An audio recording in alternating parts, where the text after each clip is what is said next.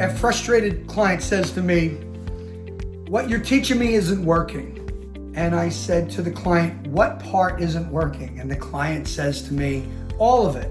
And I said, "Well, let's go to the beginning and see how you're following through with the tools that I've taught you."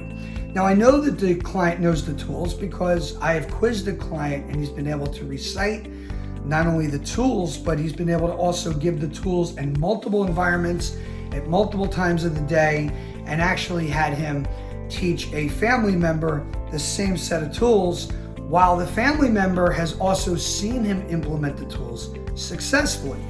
So the client, in a very upset and disturbed state says to me, "It's not working. My life isn't changing, and this set of tools is just not allowing me to experience success or achievement."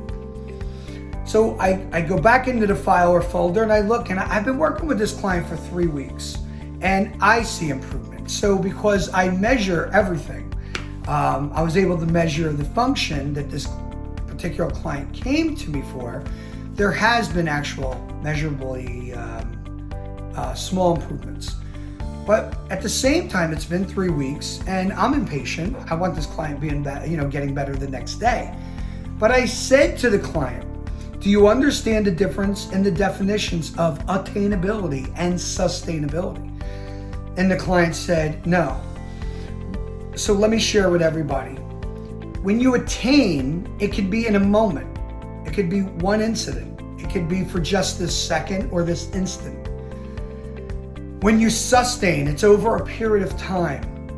So when we look at attainability, it's right here, right now. Sustainability means ongoing for a specific period of time. So when I explained that, the client said to me, "But I did have sustainability."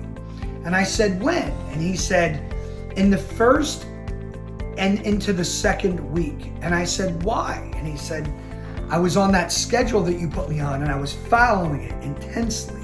And I said, "What happened?" Because we're into week 3 right now and you're very frustrated that nothing is working.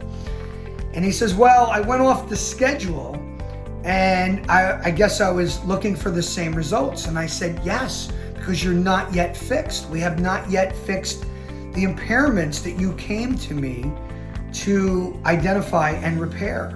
So because there's not full restoration of these areas of weakness, you're having problems sustaining.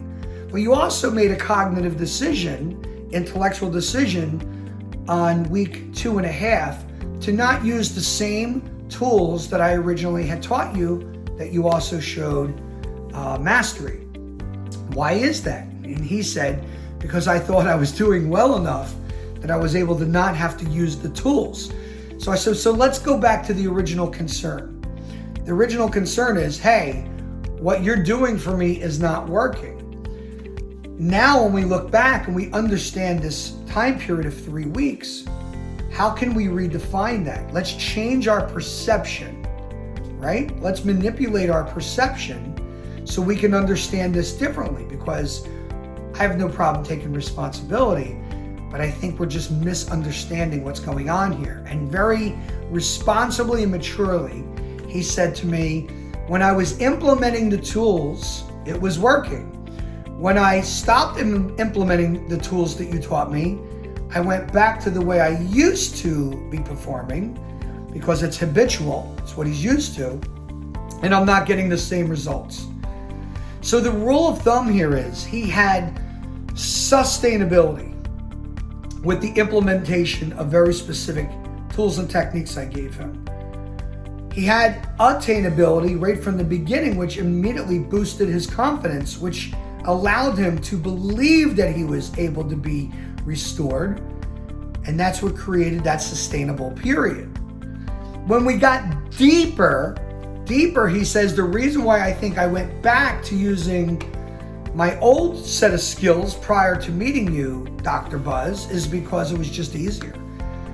I didn't want to get up at 6 o'clock in the morning. I didn't want to take magnesium glycinate and go to bed by 9:30, 10 o'clock every night. I didn't want to exercise in the morning when my cortisol is highest and it's best for me. It's not what I wanted to do. And I said, well, then there's rule number 2. what you need to do might not always be what you want to do. So we have 2 lessons learned with this client. And I want everyone, if you're the person who is guilty of this, or you're a clinician working with people who are guilty, A is we need to teach them the difference between attainability and sustainability. And they're different. Attainability in a moment, sustainability over a period of time. And number 2 is that the implementation of the tools is what creates the change. And because we are creatures of habit, we're always at risk for going back to what we're used to, because it takes work to continue to sustain.